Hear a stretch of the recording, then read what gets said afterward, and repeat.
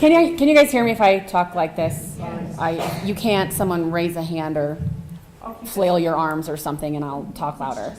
Okay, thanks. So as Jen said, my name is Brooke Brestol. I am an associate attorney at Vincent Romeo and Rodriguez in Boulder, or in Louisville in Boulder County, but we do practice all over the state. I, as she mentioned, focus on probate litigation, so I typically get cases that have come to be because people didn't plan and now there's some sort of contention within a family, or let's say someone is making decisions for an older adult that that person doesn't want making decisions for them, and so then I get involved. So I sort of come at this with that in the back of my mind, and if we can get stuff done on the front end, then I'll be out of a job and there'll be no more litigation and everyone will age in place happily. So the goal here is to put me out of work, right? The first few things I'll talk about are, because this is an aging in place workshop, are just some very simple documents that will help you ensure that your wishes are met as you get older and perhaps can no longer make decisions for yourself. So we always say that you need to plan your estate or the state will plan for you. If you do not plan or indicate what you want to have happen to your assets after you're gone, there's laws in place that says what will happen. If you do not indicate who you want to make decisions for you in the event that you are incapacitated, then there is a list of people that the law will say, well, you're going to talk to this person, this person, this person. And so if you do not make these decisions in advance, the state is going to tell whoever is involved in the situation who's the person making that decision. And so if you can make those decisions on the front end, you prevent the unintended consequence of having someone make decisions for you that you otherwise would not, or providing for someone that you otherwise would not, or unintentionally leaving someone out of a decision or of inheriting your estate after you're gone. So there's I'm sure you've all heard of powers of attorney. That's sort of the very first thing. People come to our office a lot and they're like, oh, I need a will and I need a trust. But I always say the powers of attorney are most important because that's dictating what's happening while you're still here. The other stuff is happening after you're not here anymore and it doesn't really matter. So there's two. There's a medical power of attorney and there's a general durable power of attorney. So the medical power of attorney is governing obviously medical decisions and would be communicating with your doctors and care providers.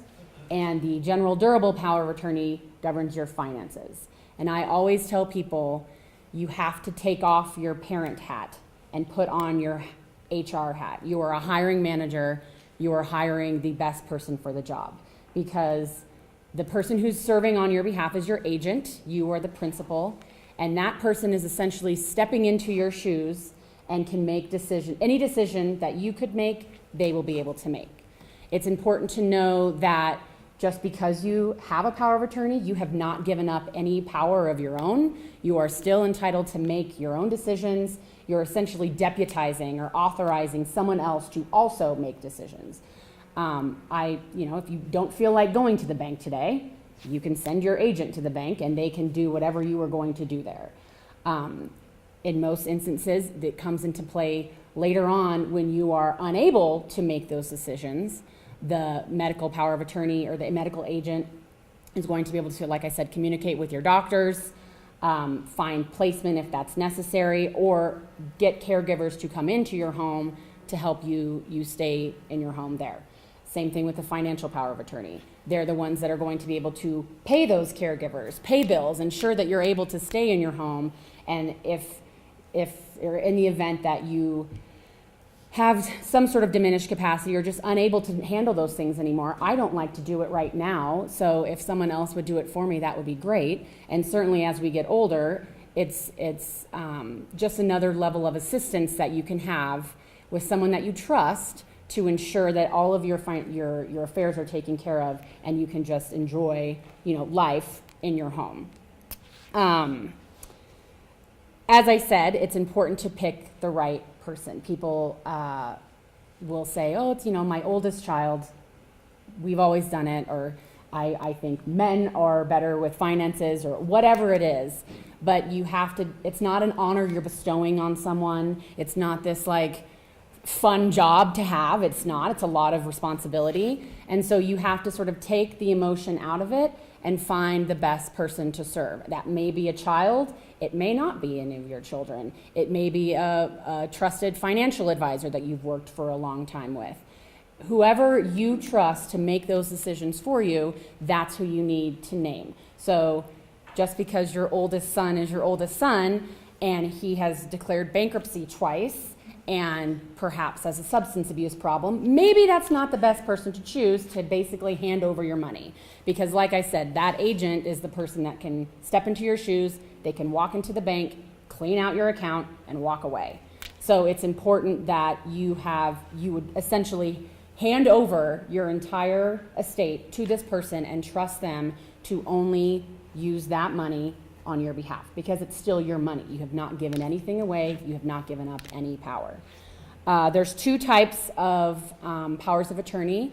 There is a springing power of attorney where it doesn't come into effect until a certain condition. So either, for example, sometimes they'll say, 2 doctors have to say that I'm incapacitated or that I can no longer make decisions for myself. And upon that, then my agent can act on my behalf. Or there's powers of attorney that are just immediately effective. Me personally, I typically always draft my powers of attorney to be immediately effective because for the most part, your agent is going to serve in a crisis or when something has come up and, oh my gosh, I can't do this, I need someone else to do this for me. And then now you're scrambling to get 2 different doctors to certify that you are unable to make this decision for yourself, and now the powers of attorney are in place.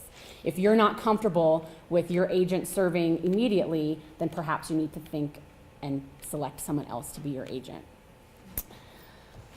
The other thing to do is, or to keep in mind, is once you've named your agent, once you've done your powers of attorney, it's not over. The conversation is not done. Just because you have their name on a piece of paper doesn't mean that, boom, you're just going to automatically be taken care of perfectly. The conversation has to continue.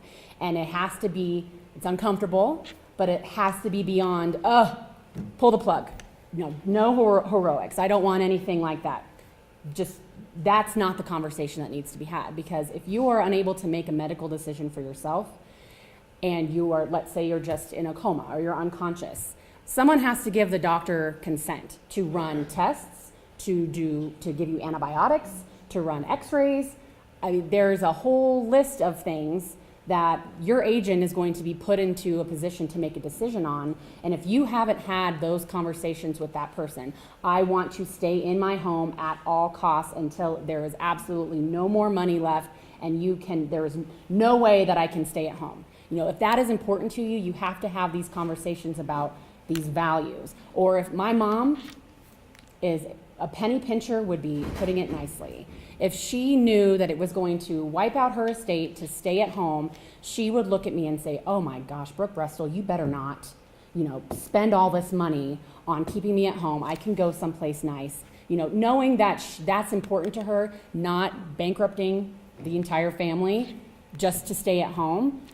I know that now. And so those are the conversations you have to have. It has to be beyond pull the plug, I don't want any heroics, because you're going to put your agent in a tough position where they're making a decision and they have absolutely no idea what you would want or what you would do in that position.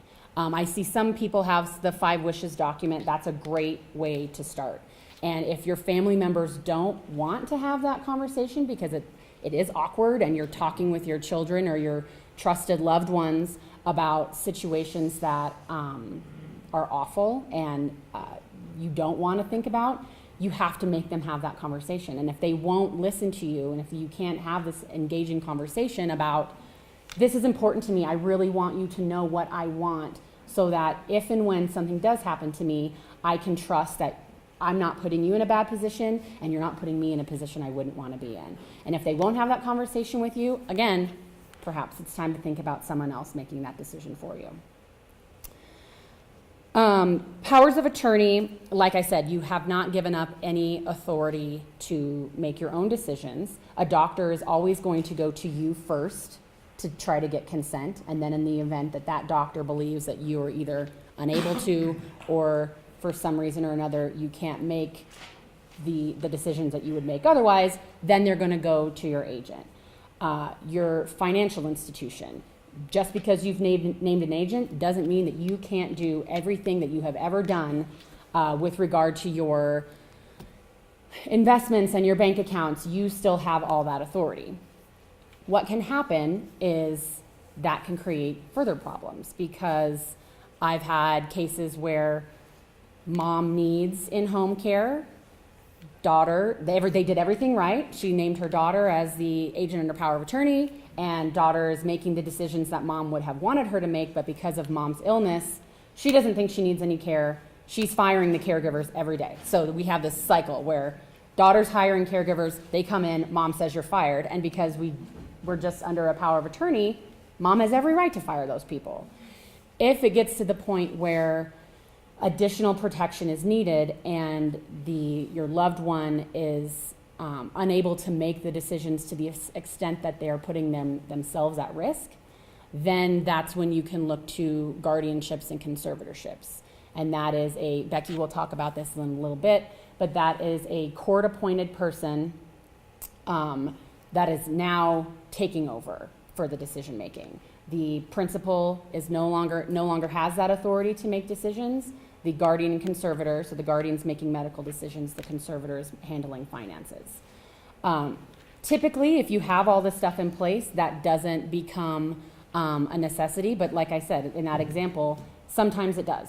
And it's not always bad, and it's done for the protection of your loved one. If you do not have a power of attorney, so you haven't taken those steps to do your documents, then that typically is the only other option.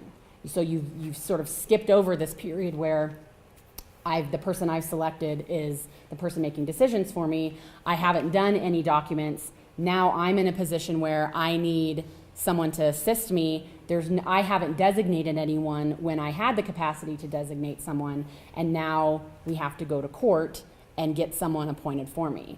And that's what I was talking about before, where there's a priority list. So there's a list of people who have a priority for appointment as your guardian and conservator, and you may not want anyone on that list to be making decisions for you, but they may be the one going into court and petitioning to have someone appointed for you. And that's why it's so important, while you're able to designate someone that you trust, because if you do that and you need a guardian down the line, that person that you've designated as your agent, when you were able to say, I trust this person, this is the one I want, they are the top of the list for priority. So even if it gets down the line where the courts are involved, you've at least still indicated there's some sort of evidence that says, when I was able to make these decisions, this is the person that I trusted.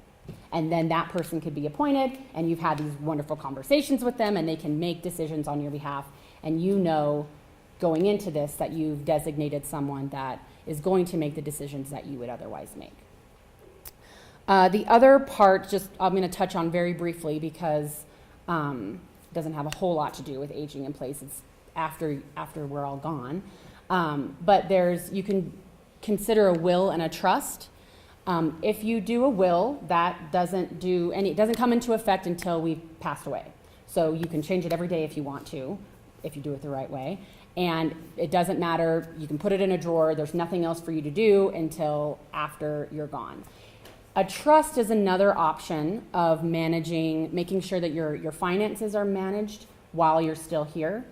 But it's usually more expensive to do on the front end. There's lifetime management of it. You have to sort of retitle all of your assets in the name of the trust. It's essentially a contract. So while you're living, you're the trustee, but you also designate successor trustees. And then the minute you become incapacitated, you have someone automatically designated to take over and manage those finances. So it is a different sort of protection, but if you have all of your assets in a trust and you've designated, again, those successor trustees, then they can step into your shoes in the event that you cannot. There are some pitfalls, and I don't want to step on anyone else's toes with the presentations, but With regard to staying in your home and making sure you get the right care, lots of people will try to do like do-it-yourself estate planning and Medicaid planning, and if I just get rid of everything I own, then Medicaid will pay for my care. I will say do not do that. Be very wary about giving your house away, signing deeds, or adding people to your checking accounts. You don't need to add someone as a joint owner for them to manage your funds. If you designate them as a power of attorney, they're your agent, you take that to the bank, you make sure the bank lists them as an agent only. Because the minute you put them on the account, now they own everything too. You own it all together. And you're not giving your money away. All you want is someone to be able to pay your bills for you or to talk with the banker in the event that you need it. So be very careful about retitling assets because you think that this is an easier way of, allowing your kids to help you or getting your bills paid. It can have serious consequences down the line, and that even after you're gone, now you've named your kid as a joint owner on your account, you're gone, that kid gets everything, and you intended for, your entire estate to be split amongst all of your children or to charities or whomever. So keep that in mind. I'm sure everyone else will address that too. You have any questions, or should we keep questions till the end?